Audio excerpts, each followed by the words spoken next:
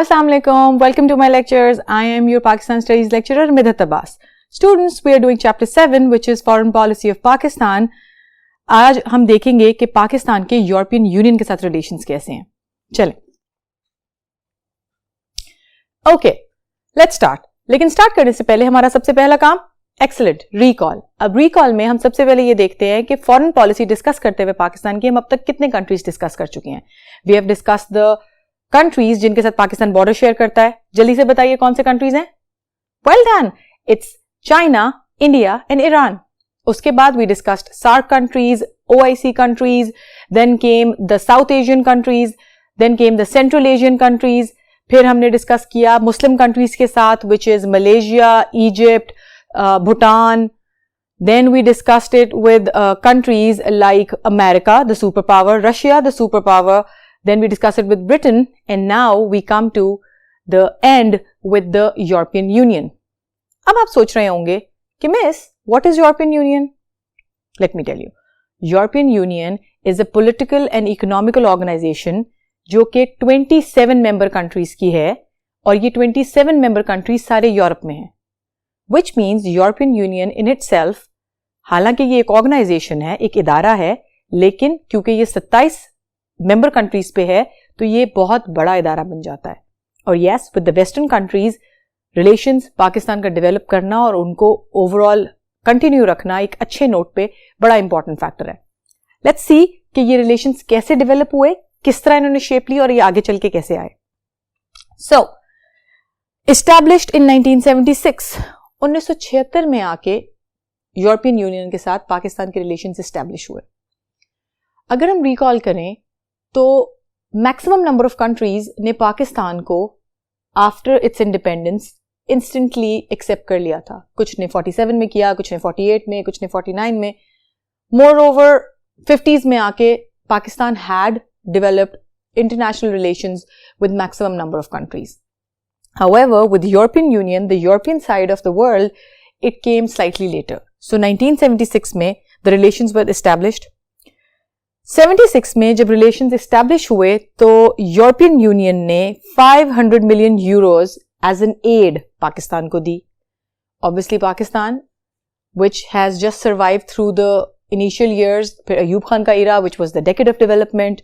उसके बाद इंफ्रास्ट्रक्चर को मजीद आगे बढ़ाने के लिए और पाकिस्तान को अंडर डेवलप्ड से डेवलपिंग कंट्री में आने में ऑब्वियसली मजीद हेल्प चाहिए थी.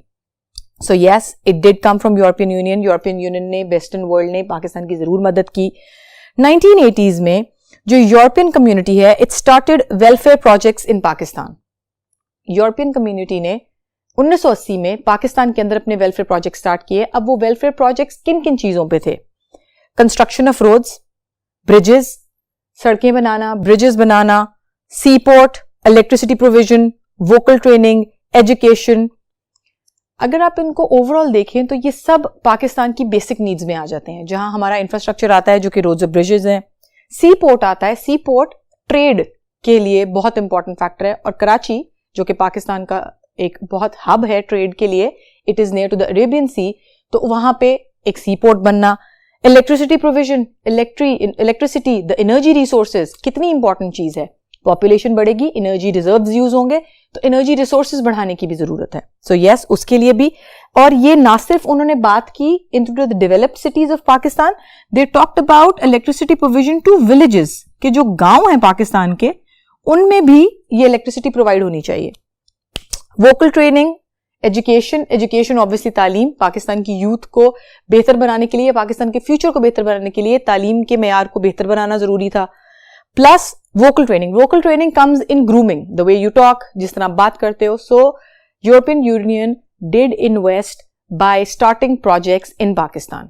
सो यूरोपियन यूनियन ने पाकिस्तान में ये प्रोजेक्ट स्टार्ट किए. ये मदद आगे जाके मजीद बढ़ी. अब क्या हुआ कि 1990s में यूरोपियन यूनियन ने दोबारा इन्वेस्ट किया. As you can see, projects on HR development and eradication of pollution.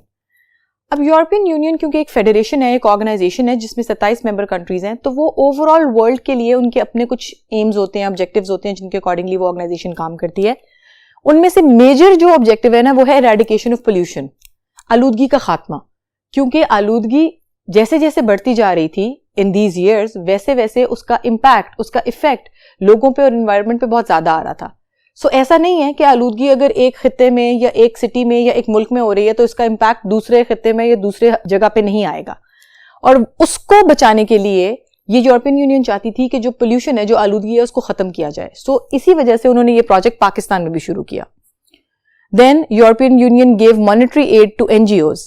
NGOs क्या होते हैं? NGOs are non profit organisation, ऐसी ऑर्गेनाइजेशन जो सोशल वेलफेयर के लिए शुरू की जाती हैं, जिसमें जो लोग काम कर रहे होते हैं वो खुद कुछ मॉनेटरी गेन नहीं लेते, खुद कोई पैसा नहीं लेते, लेकिन लोगों से एड लेके या मुल्कों से एड लेके नेशन की वेलफेयर पे या दूसरे गरीब लोगों की वेलफेयर पे वो पैसा लगाते हैं। सो यूरोपियन यूनियन ने पैसों की मदद की उन एनजीओज की जो पाकिस्तान में पॉपुलेशन वेलफेयर के लिए काम कर रहे थे, कि अगर पाकिस्तान की पॉपुलेशन बेइंतहा बढ़ती जा रही है या पाकिस्तान की पॉपुलेशन को हेल्थ केयर फैसिलिटीज चाहिए या उनको बेसिक नीड्स चाहिए, इलेक्ट्रिसिटी नहीं है, सो इस तरह की चीजों पे जो प्रोजेक्ट्स थे उनके लिए उन्होंने एड दी।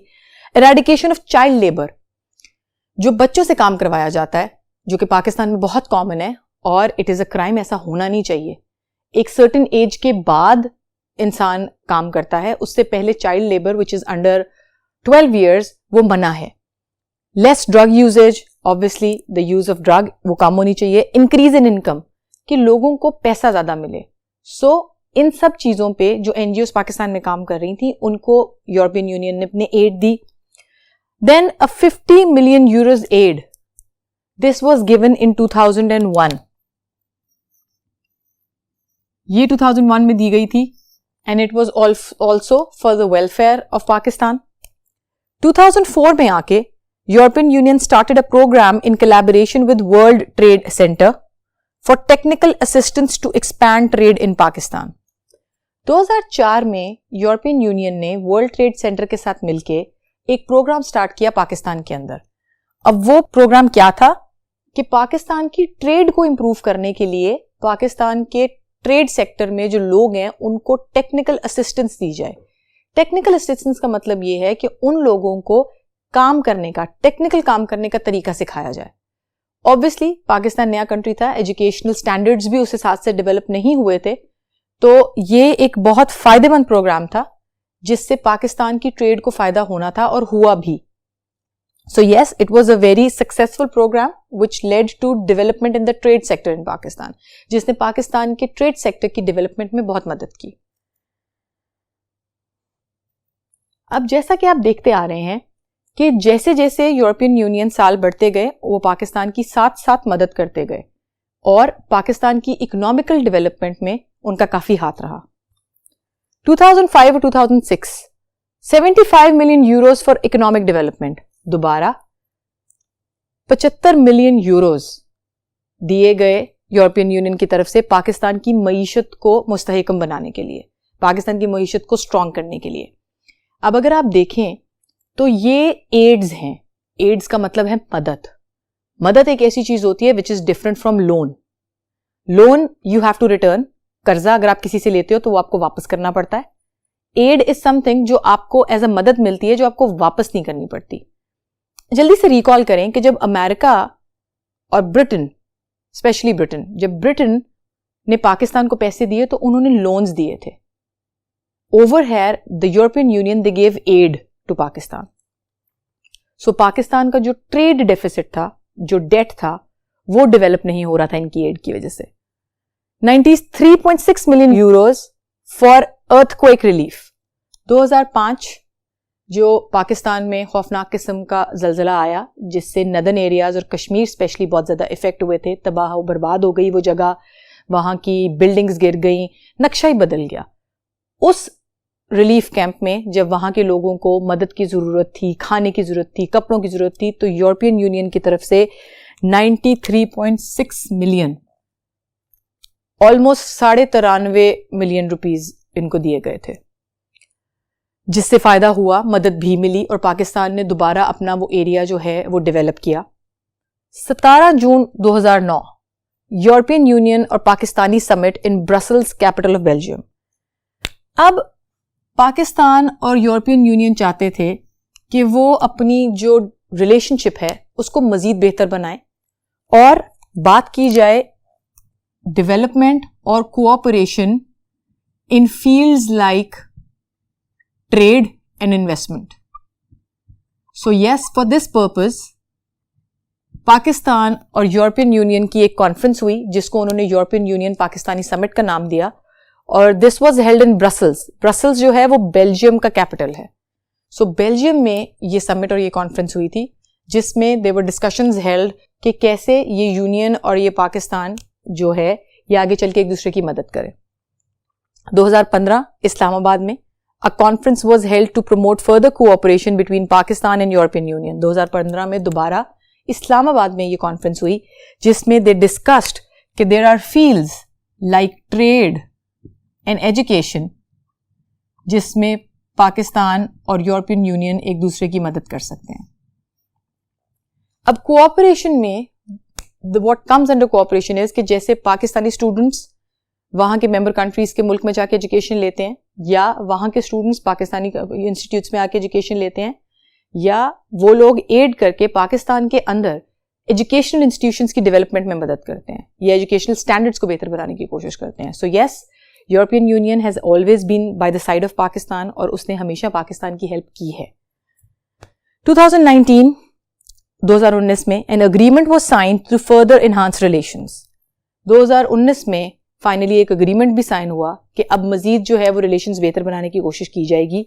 और वो किन किन फील्ड्स में की जाएगी? म्यूचुअल पीस, जैसे हम वर्ल्ड पीस की बात करते हैं, prosperity, trade, investment, migrant affairs. Migrant affairs, जो लोग एक मुल्क छोड़ के दूसरे मुल्क जाते हैं तो उनके लिए कुछ पॉलिसीज डिवाइस होती हैं. ऑब्वियसली जाना इतना आसान नहीं होता, वीजाज होते हैं, अक्रॉस द बॉर्डर ट्रेवल करना होता है, तो उन अफेयर्स में भी कोऑपरेशन की जरूरत है. सस्टेनेबल डेवलपमेंट, कि बस इतना ही काफी नहीं है कि अगर आपने इकोनॉमी डेवलप कर दी या इंडस्ट्रीज डेवलप कर दी, लेकिन आगे ये डेवलपमेंट सस्टेन भी करे, एक लेवल पे आगे बढ़ती जाए, रुक ना जाए वहां पे. एनर्जी, कल्चर, एजुकेशन, बहरहाल हर फील्ड में कोऑपरेशन एक्सटेंड करने के लिए इन दोनों ने एग्रीमेंट साइन कर लिया. So with European union since the start, जब से 1976 से ये रिलेशंस डेवलप हुए till today, the relations have been very cordial, very friendly, and European Union at every step has always helped Pakistan. So we hope कि ये relations आगे future में भी ऐसे ही रहेंगे. Let's now just discuss a new country which is Japan. Japan को discuss करने से पहले हम जापान का मैप देख लेते हैं. So the geographical location which you are seeing right now on the map of world is the place Japan holds on the world map. After that, Japan is called the land of rising sun. इसको land of rising sun कहा जाता है, उगते सूरज की जमीन. That's because Japan has developed rapidly over the past decades. और अब Japan developed countries की लिस्ट में बहुत ऊपर आता है. So yes, they have worked day and night to achieve this status. Japan का कैपिटल है टोक्यो. टोक्यो की जो इम्पोर्टेंस है वो जापान में इट्स वेरी इंटेग्रल, क्योंकि जितनी ट्रेड होती है वो टेक्निकली जापान के इस कैपिटल से होती है. अब अगर आप आगे बात करें तो Japan is a developed country, it is very technologically advanced. आप देखते हैं जी, न्यू मोबाइल आ गया, लेटेस्ट टेक्नोलॉजी आ गई, टैब बन गई, फलाना टैब आ गया, ये रैम इंक्रीज कर गई.